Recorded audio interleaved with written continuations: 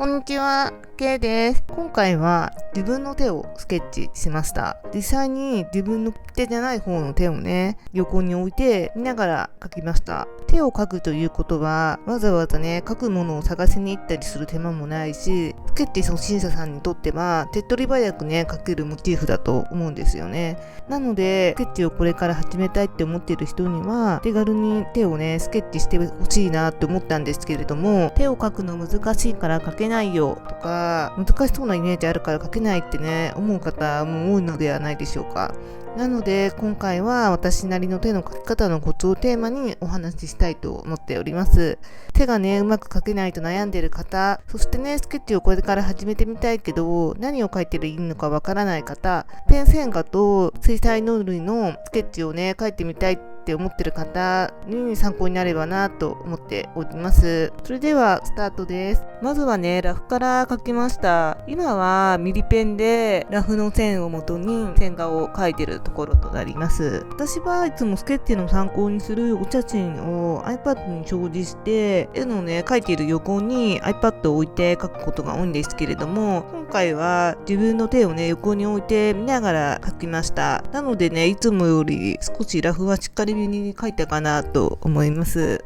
この後ペンで線画を描いていくので、ラフの線は消すのでね、薄めに描くようにしましょうとは言いましたが、筆圧がね、ついつい濃くなってしまうタイプの人もいるかと思います。もし濃くなってしまったら、ラフの線を消すときに一生懸命消せばいいだけなので、そこまでね気を負わずにしっかり形を見て描くって感じがラフを描く時のコツかなと思います。だけどラフはラフなので、ペンでね今線画を描いてる時はラフの線通りに描くっていうわけではなく、バランスを見ながらペンで線画を描いていくといった感じになります。今回は大きさの比率がわかるようにね、あえて腕時計とか袖のシャツとかも描くことにしました。今回は腕時計から描いていき、下のね腕を描いてシャツのね袖をね描いていくっていう順番で描いていきました。手の描き方なんだからわざわざね余計なものはね描かない方がいいのではといったね意見もねあるかと思います。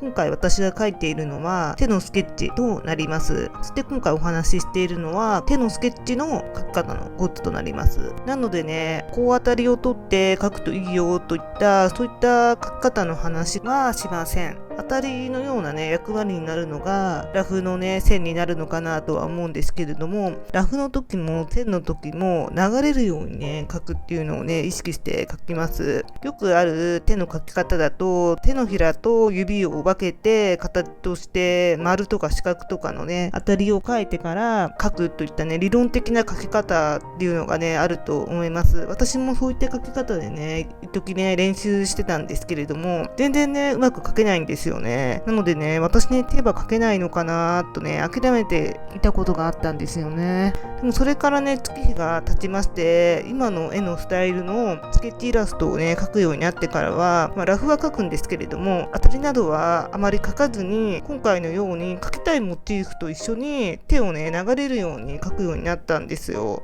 先ほども言いましたが、今回の場合は腕時計とかが該当するかなと思います。あと私は食べ物をね手に持ったスケッチをねよく描いてたので、それでついでに手をね描いておりました。そしたらね以前よりもね自然と手がね描けるようになったね気がしてるんですよね。なので今私が描いてるのはスケッチなので、どちらかというと理論っていうよりは感覚でね描いてております。だけどもねバランスを取れたね絵を描きたいともねやっぱり思っているので、あえて手以外の部分も描くことで手の比率がねわかると思うので、描くものはね増えてしまうんですけれども、あえてね描くものを増やしてバランスのねいい手がね描けるっていうのがね今回私がお話ししたかった私なりの手の描き方のコツとなります。書き方の理論をしっかりね頭の中に叩き込んでみて書いてみたことあるけどうまく書けなかったって思ってる方は、私のように一旦感覚でね書いてみるのはおすすめの方法だと思います。気がついたら線画が書き終わってまして、今はね色塗りに入っております。影となるね色からね塗ってっておりました。それでね今ね腕時計のゴールドのね色をね作っって塗ってってるところとなります。あえてねまばらに塗ることで光ってる感じというかね金属っぽい感じが表現できるかなと思います。さらに明るいと感じたところにはカドミウムイエローを追加で混ぜて黄色の割合が多い色で塗っていきます。塗りながら手でない方の手をねスケッチのね参考にした手を横に置いてなんとなくね色を見ながら塗ってあげると良いと思います。一般的にはこの塗り方をやっている人はいるのかわからないんですけれども、私はパレットに残っている色同士をねなんとなく組み合わせて色を作って色味を少し変えて塗ることをねよくやります。今回は腕時計の色で作ったゴールドの色と影の時に塗った色をね少し混ぜて色を作って時計の文字盤の部分にねうっすらとね影となるような感じで色を塗りました。続いて濃いピンクのような色のパーマネントローズを先ほど作った影の色に混ぜて色をね作りました。爪や手のシワを中心に色をつけていき、先ほど影を入れたところにも色を塗って色味をね調整していきました。影の色にピンクが追加された感じでよりね手っぽくなったかなと思います。続いて服のシャツの色も少し色味をね調整します。白の絵の具のチャイニーズホワイトを多めに取り、そこにバーントシェンナを混ぜて少し黄みのかかったね白をね作ります。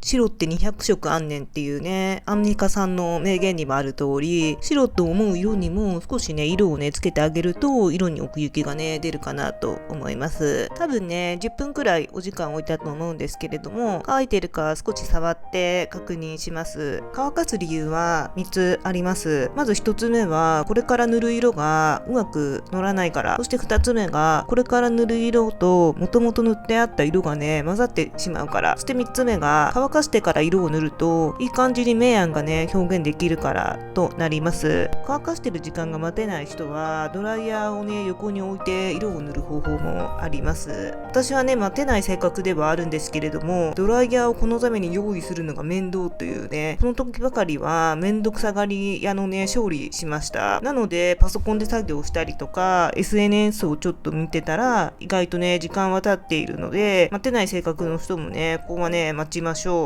それでね今肌色をね塗ってっております。今回は水彩ペンの肌色を使ってね塗っていくことにしました。もうね直に水彩ペンでね塗ってっております。ちょこちょこ水をつけながら色味をね調整しながら塗ってっております。先ほど影を入れたところにも上から水彩ペンで塗ってって OK です。影を入れたところに水彩ペンで重ねることで自然とね濃い色になってることがわかるかなと思います。手の甲の拳の部分とか血管の周りとかは水彩ペンを多めに塗ると影のところに塗った色とはねまた違う感じのね肌色になるかなと思います。利き手じゃない方のスケッチした手を横に置いて自分の感性を信じて肌色をね塗っていきます。今回肌色を水彩絵の具で作るのが面倒だったのでお手軽な水彩ペンを使いました。水彩絵の具で色を作るならたっぷりの白にカドミウムレッドかパーマネントローズ、そしてウルトラマリンかセルジアンブルーを少し混ぜて色を作ると肌色になるかなと今の頭の中では思っております。ちょっと試していないのでちょっと確証はないので、また機会があったら今度動画でね実際に色を作って描いてみるっていうのをねやってみたいなと思っております。こちらのリクエスト希望の方おりましたらぜひコメントで教えてください。肌色が全体的に塗り終わったので色味をね今調整しておりますね。手の甲の骨に出ている付近はね赤みをね足してあげました。カドミウムレッドをね薄く塗ってポンポンといった感じで色をねつけましたね。うっすら血色出る感じでよく見ると他の肌色とはね少し違うことがねわかるかなって感じになっていれば OK かと思います。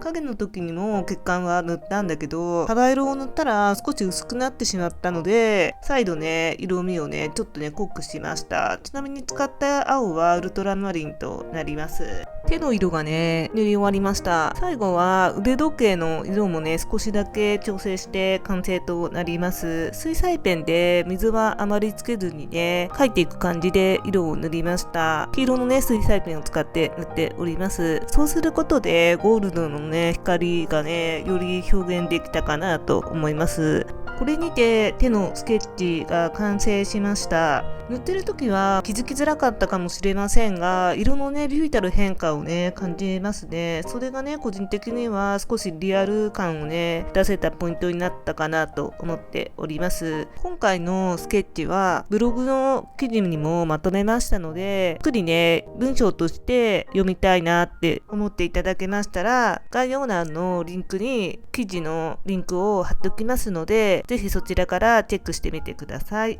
また今回のスケッチや動画がね、良かったよって思っていただけましたら、ぜひチャンネル登録とグッドボタンをよろしくお願いいたします。ここまで見てくれて本当にありがとうございました。私が今回お話しした書き方のコツが、これから手をね、スケッチしてみたいと思っている方の参考になりましたら大変嬉しく思います。それではまた次の動画でお会いいたしましょう。またね。